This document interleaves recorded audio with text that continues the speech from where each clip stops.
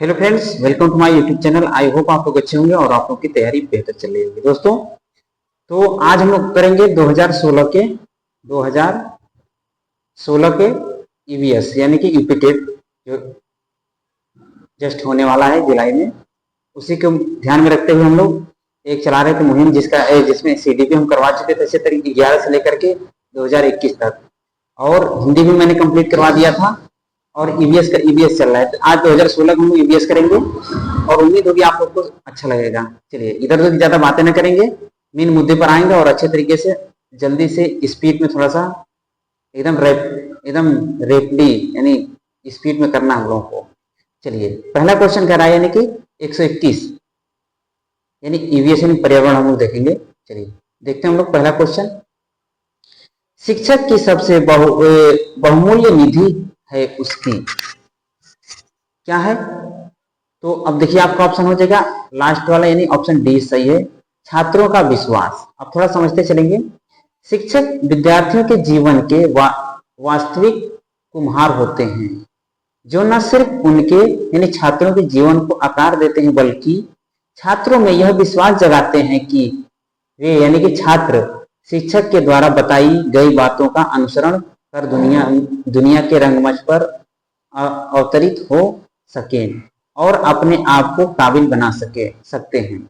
अतः शिक्षक की सबसे बहुमूल्य निधि है छात्रों का विश्वास। अगर शिक्षक आप बनना चाहते हैं तो हमें छात्रों को यानी छात्रों पर अगर आपका विश्वास है तभी आप एक अच्छे शिक्षक कहलाएंगे। शिक्षक क्या होता है? एक अब हमारा ही लेकर के मॉडल बच्चा चलता है, तो हमें भी अपने नियम कानून के अनुसार अच्छे रहना चाहिए। चलिए आगे बढ़ेंगे हम लोग। आई होप आप लोग को समझ में आए। आगे बढ़ेंगे हम लोग। क्वेश्चन नंबर 122 कह रहे कि परिकल्पना को बार बार परीक्षण करने से गलत नहीं पाया जाता है तो वह एक है, क्या है? देखते हैं, समझते हैं हम लोग। सिद्धांत है, ऑप्शन ए सही होगा। कह रहे कि सिद्धांत के साथ प्रायोगिक अनुभव जुड़ा होता है। किसी परिकल्पना को बार बार निरीक्षण व परीक्षण करने के बाद जब इस बात का भान हो जाता है कि यह परिकल्पना सार्वभौमिक रूप से सत्य है, तो यह सिद्धांत का रूप ग्रहण कर लेता है। आई होप आपको समझ में आया। आगे बढ़ेंगे हम लोग। क्वेश्चन नंबर 123 देखते हैं हम लोग। निम्नलिखित में से सबसे उपयुक्त शिक्षण विधि है, तो सबसे आपकी हो जाएगी ऑप्शन सी राइट है, विचार गोष्ठियों कार्य योजना। ये शिक्षण से क्वेश्चन पूछ रहा है, आप ध्यान रखिएगा इसको।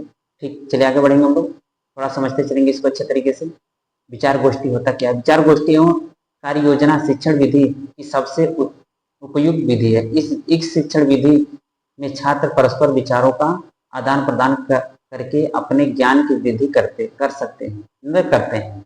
यह विधि शिक्षा के कृत्रिम वातावरण को समाप्त करने तथा शिक्षा को जीवन से संबंधित स्थापित करने हेतु महत्वपूर्ण है। प्रारंभ में इसका प्रयोग छात्रों द्वारा किए जाने वाले गृह कार्यों के लिए किया जाता था, जिसमें योजना बनाना तथा शारीरिक श्रम करना निहित होता था। यानी कि विचार गोष्ठी आपको समझ में आ होगा, तो ये ऑप्शन आपका सी राइट होगा। चलिए आगे बढ़ेंगे हम लोग। आगे क्वेश्चन देखेंगे 124 को देखते हैं हम लोग। निम्नलिखित में से कौन सा ग्रीन हाउस गैस नहीं है? ठीक, तो इसमें आपका हीलियम, ऑप्शन सी राइट है, ग्रीन हाउस गैस नहीं है। अब देखते हैं, थोड़ा समझते चलेंगे। कह रहे ग्रीन हाउस गैसें ग्रह के वातावरण या जलवायु में परिवर्तन और अंत भूमंडलीय उष्मीकरण के लिए उत्तरदायी होती है। इस कह रहे इनमें सबसे ज्यादा उत्सर्जन carbon dioxide, nitrous oxide, methane, chlorofluorocarbon, जलवाष्प, ओजोन आदि करती है। इन गैसों का उत्सर्जन आम प्रयोग के उपकरणों जैसे वातानुकूलित फ्रिज, कंप्यूटर,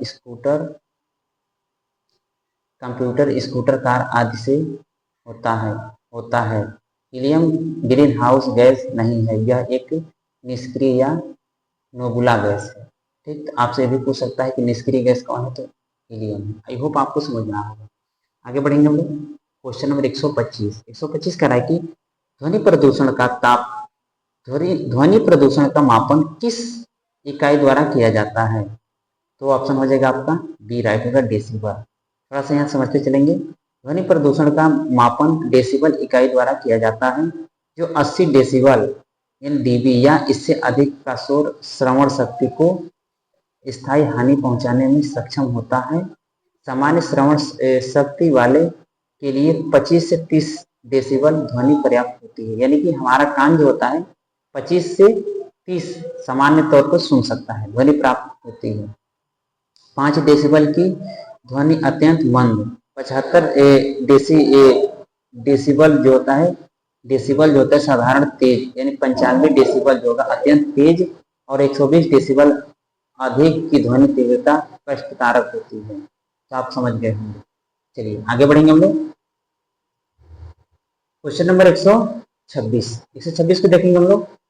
निम्न में से किस स्थलाकृति का निर्माण हिमानी द्वारा हुआ है? तो इसमें देखिए, तो इसमें आपका हो सकता है, इसमें देखिए कौन सा होगा, देखते हैं हम। बी आपका सही है। ठीक, इसमें पूछा क्या है क्वेश्चन, यू यानी यू आकार की घाटी, ये आपका ऑप्शन बी राइट। निम्नलिखित स्थलाकृति से यू आकार की घाटी का निर्माण नदों द्वारा होता है और इसका नामकरण अंग्रेजी वर्णमाला के यू के आधार पर हुआ है। जिससे इस घाटी की आकृति आकृति मिलती है। अपर्दन के कारण इनके दोनों किनारे काफी समानांतर एवं अंतोदर ढाल वाले बन जाते हैं। जल प्रपात एक प्रमुख प्रवाही जल नदी कृत अपर्दनात्मक स्थल रूप है। वी आकार की घाटी का नामकरण अंग्रेजी वर्णमाला के वी अक्षर से हुआ। ठीक, अब इसको आप देख सकते हैं। तो आप देखिए यहाँ पे थोड़ा सा पॉइंट दिया है, जब नदी निम्नवर्ती कटाव द्वारा अपनी तली को कम गहराई करती है तो वी आकार की घाटियों का निर्माण होता है। तो आप ध्यान रखिएगा, इससे क्वेश्चन आपको बन सकते हैं। चलिए आगे बढ़ेंगे हम लोग। क्वेश्चन नंबर 127 कह रहा है कि निम्न नदियों में से कौन सी नदी बंगाल की खाड़ी में गिरती है? तो ऑप्शन आपका बी हो जाएगा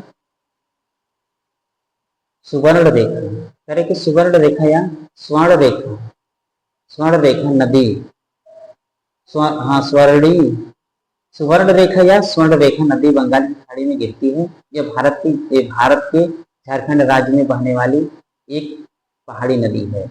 यह रांची नगर से 16 किलोमीटर, यानी कि ये पूछ सकता है आपसे, 16 किलोमीटर दक्षिण पश्चिम में स्थित नगड़ी गांव में रानी कुआं नामक स्थान से निकलती है तथा बालेश्वर नामक स्थान पर बंगाल की खाड़ी में गिरती है। ताप्ती, नर्मदा और सिंधु नदियां अरब सागर में गिरती हैं। ये आपसे हो सकता है कि आपसे नर्मदा अरब सागर के बारे में पूछ लेते। ताप्ती, नर्मदा, सिंधु ये नदियां अरब सागर में गिरती हैं। और सुवर्ण रेखा जो नदी है ये आपका ये बंगाल की खाड़ी में गिरती है। आई होप आपको समझ में आया होगा। चलिए आगे बढ़ेंगे हम लोग। क्वेश्चन नंबर 128 कह रहे राकेश कक्षा 5 पर्यावरण विज्ञान शिक्षक द्वारा दिए गए कार्य को समय से प्रस्तुत नहीं कर सकता है, अतः सबसे उपयुक्त सुधारात्मक उपाय हो सकता है। मान लीजिए राकेश नाम का कोई लड़का है, टीचर ने उनको गृह कार्य दिया, उसको कंप्लीट नहीं कर पाता है, तो सुधारने का क्या तरीका होना चाहिए शिक्षक के द्वारा? देखिए कह रहे कि अध्यापक की जानकारी में लाना, खेल की कक्षा में जाने पर प्रतिबंध ऐसा में नहीं करना है, उसके अनियमितताओं के कारणों को जानकर उसे सही मार्गदर्शन देना। तो ऑप्शन आपका राइट सी होगा। ठीक, चलिए आगे बढ़ेंगे हम लोग। ठीक, तो हमें उसको कारण को जानना है, आगे बढ़ेंगे हम लोग। क्वेश्चन नंबर 129 कह रहा है देखिए कि मध्य प्रदेश में कौन सा शहर झीलों का शहर कहलाता है? तो आपका हो जाएगा ऑप्शन ई आपका राइट होगा। ऑप्शन ई आपका राइट हो जाएगा, भोपाल। समझते चलेंगे इसको अच्छे तरीके से। भारत का हृदय कहे जाने वाले मध्य प्रदेश देश विदेश में पर्यटन स्थलों, खान पान, शिल्पकारी, बुनकरों आदि के लिए जाना जाता है। अब देखिए क्वेश्चन यहाँ से बनता है भारत का हृदय किसे कहते हैं? तो मध्य प्रदेश। ठीक, अब यहाँ किसके लिए प्रसिद्ध है? पर्यटन स्थल, खान पान, शिल्पकारी, बुनकरों आदि के लिए जाना जाता है। मध्य प्रदेश राज्य की राजधानी भोपाल है। यानी अब यहाँ से भी क्वेश्चन बन सकता है, मध्य प्रदेश की राजधानी क्या है? भोपाल। इसे करें जिसे झीलों का शहर कहा जाता है, तो भोपाल को झीलों का शहर कहा जाता है। ठीक, लोअर लेक और अपर लेक जैसे दो सुंदर झील के कारण ही भोपाल को झीलों का शहर कहा जाता है। आई होप आपको समझ में आता है। यानी मध्य प्रदेश की राजधानी भोपाल है और भोपाल को झीलों का शहर कहा जाता है। ठीक, चलिए आगे बढ़ेंगे हम लोग। क्वेश्चन नंबर 130, निम्न में से कौन सा सागर यूरोप को अफ्रीका से अलग करता है? कौन सा सागर? तो ये आपका ऑप्शन हो जाएगा डी और राइट होगा भूमध्य सागर। कह रहे भूमध्य सागर पृथ्वी का एक सागर है जो उत्तरी अफ्रीका, यूरोप, अनातोलिया तथा मध्य पूर्व के बीच स्थित है। इसका क्षेत्रफल 25 लाख वर्ग किलोमीटर है। तो इसका क्षेत्रफल भी आपसे पूछ सकता है, किलोमीटर है, जो भारत के क्षेत्रफल का लगभग 3/4। यह अटलांटिक महासागर से जिब्राल्टर द्वारा जुड़ा है, जो केवल 14 किलोमीटर चौड़ा एक जल डमरू मध्य है। लाल सागर अफ्रीका एवं एशिया के बीच, हिंद महासागर एक नमकीन पानी का एक खाड़ी है। यहाँ से इतने पॉइंट बने आपको याद होना चाहिए। चलिए आगे बढ़ेंगे हम लोग। उम्मीद हो कि यहाँ तक आप लोग को समझ में आ गया होगा। इसका देखिए ऑप्शन हो जाएगा आपका डी राइट होगा। आगे बढ़ेंगे हम लोग। Question number 131। 131 को देखेंगे, अंतर्राष्ट्रीय ओजोन दिवस कब मनाया जाता है? ठीक, तो ऑप्शन आपका राइट हो जाएगा ए, 16 सितंबर को। ये तो पिछले वाले इस चैप्टर में आपको समझा दिया था अच्छे तरीके से। ठीक, चलिए आगे बढ़ेंगे हम लोग। 132, किसी खाद्य श्रृंखला में शाकाहारी होते हैं? प्राथमिक उत्पादक, इसमें देखिए आपका हो जाएगा प्राथमिक उपभोक्ता होते हैं। ठीक, ऑप्शन बी आपका राइट हो जाएगा। अब देखिए यहाँ समझते चलेंगे, किसी खाद्य श्रृंखला में शाकाहारी प्राथमिक उपभोक्ता होते हैं। उत्पादक हमेशा हरे पौधे होते हैं, जो क्लोरोफिल की सहायता से प्रकाश संश्लेषण की क्रिया द्वारा भोजन का निर्माण करते हैं। द्वितीय उपभोक्ता मांसाहारी होते हैं। अपघटनकर्ता सड़े गले पदार्थों से ऊर्जा प्राप्त करते हैं, जैसे मृतोपजीवी, कवक और जीवाणु। ये सब क्या है? ये अपघटन करता होते हैं, जो सड़े गले चीज को से अपना भोजन ग्रहण करते हैं। आई होप आपको समझ में आया होगा। चलिए आगे बढ़ेंगे हम लोग। नेक्स्ट क्वेश्चन देखेंगे 133। देखिए प्रीवियस से आपको ये आइडिया लग जाता होगा कि यानी कि उस टॉपिक से क्वेश्चन कितने रिपीट हो रहे हैं, पेपर में कितने क्वेश्चन बार बार रिपीट हो रहे हैं। तो हमें उस टॉपिक कितना स्ट्रॉन्ग करना है कि पेपर में हमें किसी प्रकार कोई कंफ्यूजन ना हो। देखिए पारिस्थितिकी तंत्र के तत्वों के चक्रण को क्या कहते हैं? तो आपका ऑप्शन राइट हो जाएगा बी, जैव भू रासायनिक चक्र। कह रहे कि प्राकृतिक के विभिन्न तत्व चक्रीय रूप से एक जीव से दूसरे जीव में स्थानांतरित यानी ट्रांसफर होते हैं और पुनः प्रकृति में लौट आते हैं। इसी प्रक्रिया को खनिज प्रवाह तथा यह चक्र जीवमंडल यानी वायुमंडल, स्थलमंडल, जलमंडल में होते हैं। इसे ही जैव भू रासायनिक चक्र कहते हैं, जैसे नाइट्रोजन चक्र, फास्फोरस चक्र आदि। आई होप आपको समझ में आया होगा। चलिए आगे बढ़ेंगे हम लोग। नेक्स्ट क्वेश्चन देखिए 134 क्वेश्चन क्या कर रहा है कि निम्नलिखित ईंधनों में से कौन सा न्यूनतम पर्यावरणीय प्रदूषण उत्पन्न करता है? ऑप्शन आपका हो जाएगा सी, हाइड्रोजन। अरे अब थोड़ा समझते चलेंगे एक्सप्लेन को। निम्नलिखित ईंधनों में से हाइड्रोजन न्यूनतम पर्यावरणीय प्रदूषण उत्पन्न करता है, जबकि डीजल, पेट्रोल और कोयला के जलने से हानिकारक गैसें निकलती हैं, जो वातावरण को प्रदूषित करती है। हल्का होने के कारण गुब्बारों और वायुपोतों में हाइड्रोजन प्रयुक्त होता है तथा इसका स्थान अब हीलियम ले रहा है। यानी हाइड्रोजन की जगह पर अब हीलियम गैस भरी जा रही है। आई होप आपको समझ में आया होगा। इस सबसे पर्यावरण को कम प्रदूषण करते हैं। बाकी पेट्रोल, डीजल और कोयला, इनसे बहुत ज्यादा जहरीली गैसें निकलती हैं। आई होप आपको समझ में आया होगा। आगे बढ़ेंगे हम लोग। क्वेश्चन नंबर 135 कह रहा है कि संकटाग्रस्त जंतु दैत्याकार पांडा पाया जाता है। यानी पांडा, मेन मुद्दा देखिए पांडा कहाँ पाया जाता है? तो आपका ऑप्शन हो जाएगा चीन में पाया जाता है। इसको समझते चलेंगे थोड़ा सा। संकटाग्रस्त जंतु दैत्याकार पांडा चीन में पाया जाता है। पांडा को यानी पांडा को चीनी भाषा में झुयांग माओ या विशालकाय बिल्ली भालू कहते हैं। ये आपसे अगर ज्यादा अगर जो घुमाने की कोशिश करें तो एग्जामिनर यही से क्वेश्चन पूछ सकता है कि चीनी भाषा में पांडा को क्या कहते हैं, तो ये सब ध्यान रखिएगा आप लोग। तो ये चीनी नाम जो है झुयांग माओ या विशालकाय बिल्ली या भालू कहते हैं। ये चीन के बांस के जंगलों में, तिब्बत के हिमालय पर्वत के ढलानों के पेड़ों पर रहते हैं। यानी पांडा देखिए ये बांस खाता है। ठीक, आज पांडा विश्व वन्यजीव कोष वर्ल्ड वाइल्ड फेडरेशन यानी WWF का फुल फॉर्म भी आपसे पूछ सकता है, द्वारा अंतर्राष्ट्रीय स्तर पर संरक्षित प्रजातियों में से एक है। तो देखिए मेन मुद्दा यह है कि यानी आपसे पूछेगा कि पांडा कहाँ पाया जाता है, तो चाइना में, और इसको चाइना की भाषा में क्या कहा जाता है, तो ये आप ध्यान रखिएगा। ठीक, चलिए आगे बढ़ेंगे हम लोग, और एक फुल फॉर्म भी आपसे पूछ सकता है। चलिए आगे बढ़ेंगे हम लोग, नेक्स्ट क्वेश्चन देखेंगे 136 कह रहा है कि निम्नलिखित किस गैस के कारण भोपाल गैस त्रासदी हुई थी। तो आपका हो जाएगा ऑप्शन, आपका हो जाएगा ये आपका डी हो जाएगा, मिथाइल आइसोसाइनेट। यानी भारत के मध्य प्रदेश राज्य के भोपाल शहर में 3 दिसंबर सन 1984 को एक भयानक औद्योगिक दुर्घटना हुई। इसे भोपाल गैस कांड या भोपाल गैस त्रासदी के नाम से जाना जाता है। भोपाल स्थित यूनियन कार्बाइड नामक कंपनी के कारखानों में एक घटना हुई थी। आई होप आपको समझ में आया होगा। तो ये आपसे पूछ सकता है, तो ये आपका ऑप्शन हो जाएगा राइट, ये आपकी डी राइट होगा। और ये पूछ सकता है टाइम अगर कि कब हुआ था, तो 3 दिसंबर 1984 को। आई होप आपको समझ में आया होगा। आगे बढ़ेंगे हम लोग, बढ़ते हम लोग आगे। देखिए कितने लोग इसमें मरे थे, थोड़ा सा इसमें चर्चा कर लेते हैं। जहरीली गैस का जिससे कितने यानी 15,000 से अधिक लोग यानी लोगों की जान चली गई थी। ये पॉइंट आप देख सकते हैं। ठीक, चलिए आगे बढ़ेंगे हम लोग।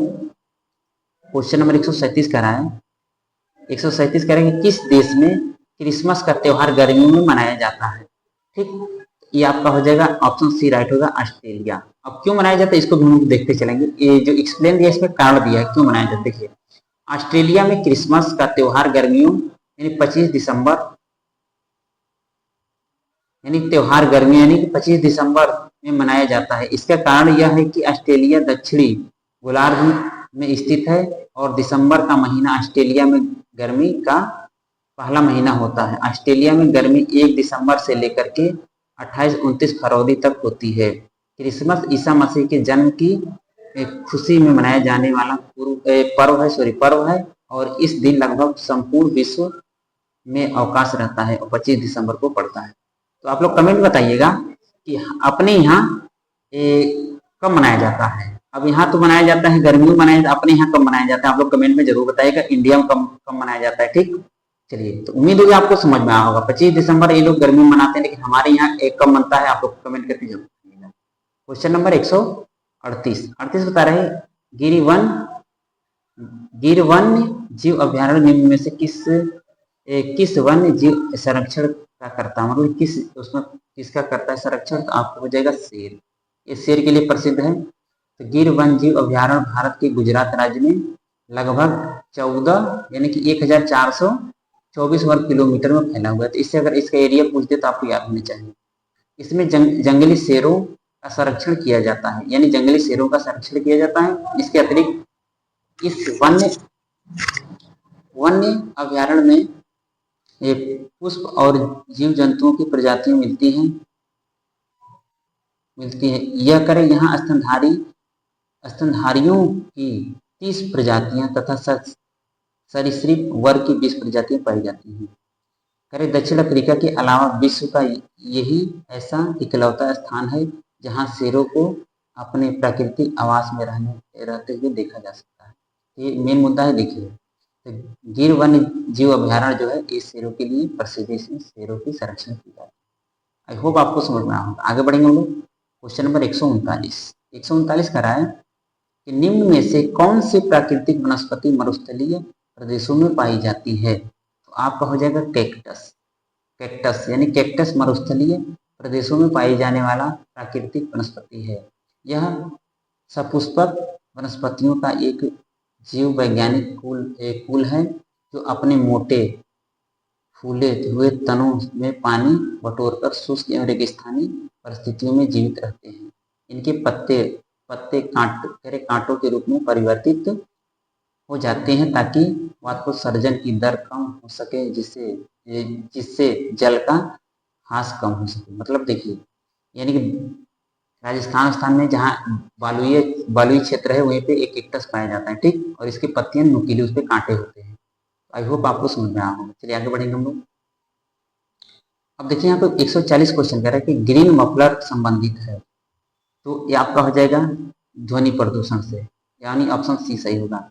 कह रहा है कि ग्रीन मफलर अधिक आबादी वाले या ध्वनि प्रदूषण वाले क्षेत्र जैसे सड़कों के किनारे, औद्योगिक क्षेत्रों और राजमार्गों के आसपास के रिहायशी इलाकों में 4 से 6 पंक्तियों में वृक्षारोपण कर ध्वनि प्रदूषण को कम करने की एक तकनीकी है, ताकि घने पेड़ ध्वनि प्रदूषण को कम कर सके, क्योंकि पेड़ ध्वनि को अवशोषित करते हैं और इसे नागरिकों तक पहुंचने से रोकते हैं। ध्वनि प्रदूषण को नियंत्रित करने वाले ये हरे पौधे ग्रीन मफलर कहलाते हैं। तो आई होप आपको समझ में आया होगा, यानी ग्रीन मफलर संबंधित है ध्वनि प्रदूषण। चलिए आगे बढ़ेंगे हम लोग। Question number 141।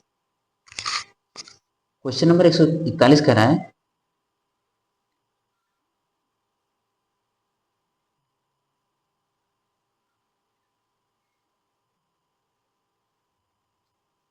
चलिए आगे देखते हैं हम लोग।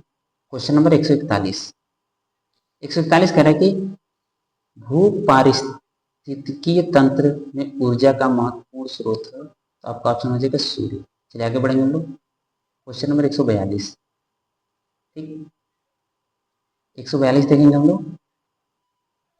142 करके टाइटन किस ग्रह का प्राकृतिक उपग्रह है, तो ऑप्शन हो जाएगा आपका सी राइट होगा, शनि का। ठीक, चलिए थोड़ा सा इस पे नजर डालते हैं, क्योंकि इसमें इंपोर्टेंट पॉइंट दिया है, इसको समझते चलेंगे। फिर एक सौर मंडल में शनि आकार में दूसरा बड़ा ग्रह। अब क्वेश्चन ये भी बन सकता है कि आकार में सूर्य से, यानी कि ये दूसरा ग्रह कौन है, तो आपका शनि हो जाएगा। शनि के 62 उपग्रह कितने हैं, 62 उपग्रह हैं। टाइटन शनि का सबसे बड़ा उपग्रह है। शनि के अन्य उपग्रह, प्रमुख उपग्रह मीमांसा, एनसीलाडू, टेथिस, डियान, रिया, हाइपेरियल, इपापेटस और फोबे, ये सब इनके महत्वपूर्ण यानी उपग्रह है। और थोड़ा सा हम लोग देखेंगे बुध के बारे में। बुध और शुक्र ग्रहों के कोई उपग्रह नहीं है, इनके कोई उपग्रह नहीं है। वरुण जो नेपच्यून होता है, नेपच्यून के 13 उपग्रह, इनमें से ट्रिटोन व मेरिड प्रमुख है। तो आपसे ये भी क्वेश्चन पूछ सकते हैं। आगे बढ़ेंगे हम लोग, उम्मीद होगी आपको समझना होगा। आगे बढ़ेंगे। क्वेश्चन नंबर 143 कह रहा है निम्नलिखित में से कौन सी बायोडीजल की फसल है, तो आप हो जाएगा जेट्रोफा, यानी कि जेट्रोफा, आपको बी ऑप्शन राइट होगा। चलिए आगे बढ़ेंगे हम लोग।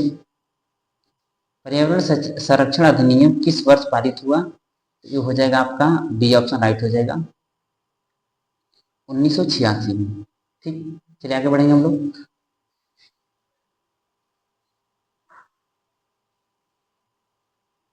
आगे बढ़ते हैं हम लोग। क्वेश्चन नंबर 145 कह रहा है कि भूमंडलीय तापमान का कारण है, तो ऑप्शन आपका बी राइट हो जाएगा, कार्बन डाइऑक्साइड में वृद्धि। ये देखिए प्लेन आपको देख सकते हैं इसको। चलिए आगे बढ़ेंगे हम लोग। तो ये हो गए 145। अब 146 में चलेंगे। क्वेश्चन नंबर 146 कह रहा है 146 कह रहा है देखिए कि निम्नलिखित में से किसमें सर्वाधिक जैव विविधता पाई जाती है, तो ऑप्शन आपका बी राइट होगा, करके उष्णकटिबंधीय सदाबहार वर्षा वन बायोम से आपको जैव विविधता सबसे ज्यादा पाई जाती है। ठीक, चलिए एक्सप्लेन इसको आप देख सकते हैं। चलिए आगे बढ़ेंगे हम लोग। अब टाइम ज़्यादा नहीं है, हम लोग जितना हो सके एकदम सरसरी निगाहों से रिवीजन करेंगे और अच्छे तरीके से। ठीक, निम्न में से किस मृदा का निर्माण लावा द्वारा होता है? तो ऑप्शन आपका बी हो जाएगा, ऑप्शन आपका बी हो जाएगा राइट, काली मिट्टी। ठीक, एक्सप्लेन आप देख सकते हैं इसको अच्छे तरीके से देखेंगे, इसमें से आपको पॉइंट टू पॉइंट मिलते चलेंगे। आगे बढ़ेंगे, क्वेश्चन नंबर 148 कह रहा है कि वायुमंडल की कौन सी परत प्रकाश की परावैंगनी किरणों को पृथ्वी की सतह पर आने से रोकती है? तो ऑप्शन आपका हो जाएगा ए, समताप मंडल। ठीक, आप देख सकते हैं इसको। आगे बढ़ेंगे हम लोग, क्वेश्चन नंबर 149 कह रहा है गंगा एक्शन प्लान को लाने का उद्देश्य निम्नलिखित में से किस सुधार से था, किस सुधार से है, हेतु है? तो ऑप्शन आपका हो जाएगा ए राइट होगा, जल की गुणवत्ता। ठीक, उम्मीद होगी आपको ये समझ में आया होगा। आगे बढ़ेंगे हम लोग, क्वेश्चन नंबर 150 कह रहा है कि निम्नलिखित में से कौन सा वृक्ष जैविक कीटनाशक का उत्पादक है? तो आपका हो जाएगा ऑप्शन ए राइट होगा, नीम। नीम, ठीक, तो उम्मीद होगी आपको समझ में आया होगा। तो ये था आप लोगों का यानी कि इस क्वेश्चन ईवीएस का। आप इसको बार बार रिवीजन करेंगे, आपको बेहतर तरीके से समझ ये 2016 का पेपर था, आप लोगों को उम्मीद होगी समझ में आया। तो अब समय जाता नहीं, हम जितना हो सके प्रीवियस कर डालेंगे और एक्सप्लेन से भी अच्छे तरीके से आपको तैयार होता जा रहा है। ठीक, तो कैसा लगा आप लोग कमेंट करके जरूर बताएं और ज़्यादा से ज़्यादा रिवीजन करते रहें अपने नोट्स को। ठीक, तो उम्मीद होगी आप लोग को समझ में आया होगा। तो अब हमें इजाज़त दीजिए। जय हिंद, जय भारत।